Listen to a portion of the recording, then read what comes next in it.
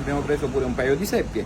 Ogni mattina vendono il loro pesce. Buongiorno. Buongiorno. Stamattina è andata un pochettino male, però non ci lamentiamo, perché è un mestiere proprio che proprio per questo motivo si deve fare per passione, perché se lo fai proprio per mestiere a mare non ci vai più.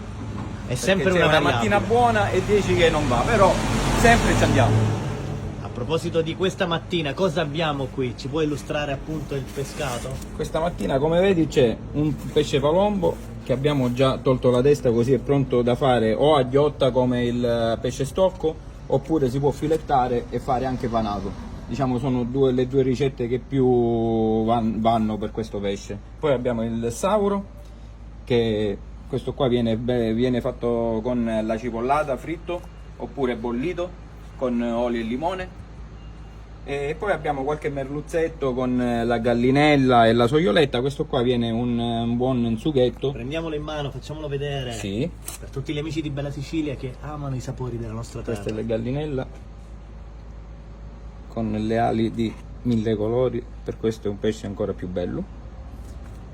Poi abbiamo il merluzzetto più che merluzzo,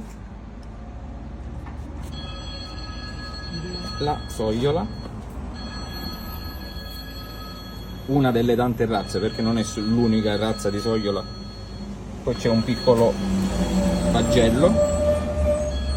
Diciamo questi qua, a parte questo genere che va al pesce prete, che ancora dovrebbe essere di moda vivo.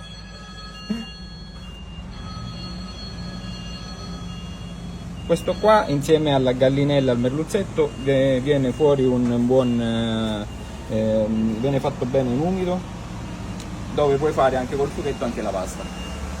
E qui le seppie. E Ecco non, qua. e non per Prendiamone ultimo qualcuna? abbiamo preso pure un paio di seppie. Queste ovviamente si può fare il sugo nero, oppure si possono cucinare anche alla luciana, come abbiamo già detto.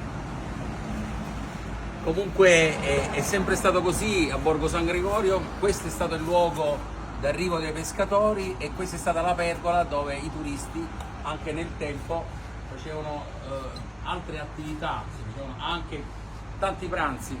Anche perché consideriamo che la marineria qualche anno fa era proprio qui, tutte le imbarcazioni erano messe qui, dove ora purtroppo non c'è più spiaggia, e quindi ci siamo spostati al porto e c'erano molte più imbarcazioni, molte più persone che andavano a mare. Poi col tempo piano piano è una cosa che sta andando a scemare e purtroppo a malincuore è un mestiere che finirà. Invitiamo tutti a gustare i piatti a base di pesce, di questo prezioso frutto del mare. Certo, questo Ma qua qui è... sicuramente più tardi faremo una ricetta e così anche per gli amici di Bella Sicilia possono sentire il profumo del mare. Grazie e ci vediamo dopo. Ciao!